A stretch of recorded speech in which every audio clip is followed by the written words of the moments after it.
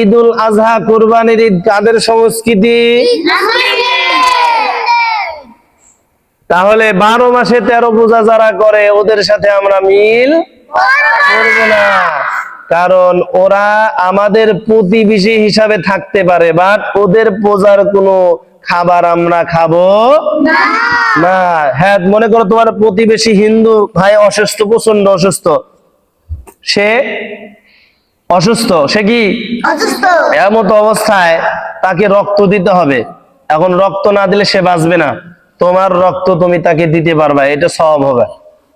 তোমার রক্ত তাকে দিতে পারবা, কিন্তু তুমি অসুস্থ মনে করো, বা তুমি অসুস্থ হওয়ার পরে আশেপাশে রক্ত খুঁজতেছো, কোথাও রক্ত নাই, কিন্তু তোমার ওই হিন্দু দোস্তর রক্ত তোমার রক্তের সাথে মিল হয়ে গেছে, মিলে, অতএব তখন তুমি তোমার ওই হিন্দু খ্রিস্টান ইহুদির রক্ত তোমার গায়ে নিতে পারবা, এতে কোনো বাধা নাই, এতে কোনো কি নাই, বাধা নাই। কিন্তু হিন্দুদের ওই যে বললাম কাল পহেলা বৈশাখ আছে দোস্ত, আমাদের তো মা কালী, জয় মা কালী পূজা হবো, তো পূজা শেষে কিছু মিষ্টি বিতরণ করা হবে, সেই মিষ্টি খাওয়া আসে, সেই মিষ্টি খাওয়া যাবে?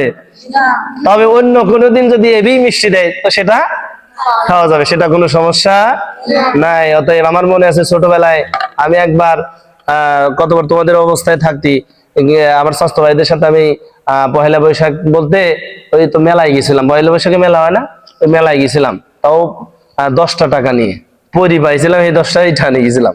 আমার স্বাস্থ্য ভাইয়ের সবাই, এলাকার সবাই গেছিল, ওর সাথে গেছিলাম। খালি আমার আব্বা হুমছিল যে আমি গেছি, ওরে বাইরে ভাই বিকাল বেলা এই যে এরকম একটা কোন শিকাইটে আমারে ওই বারতে মারতে মারতে আমার মাটিলা নামাইছিল, আমার মা এসে এসে ঠাইছিল, আমার এখনো মনে পড়ে। এই জীবনে একবার শুধু মেলায় গেছিলাম একটুর জন্য, তাও পৃথিবী কিছুই দেখছিলাম না, খালি পয়লা বৈশাখের মেলায় গেছিলাম একটু, তাতে এই অবস্থা। তার জন্মের পরে আর কোনদিন পহেলা বৈশাখ বলো আর নববর্ষ বলো আর হিন্দুদের কোনো দুর্গা উৎসব বলো কিছুই যায়নি। তবে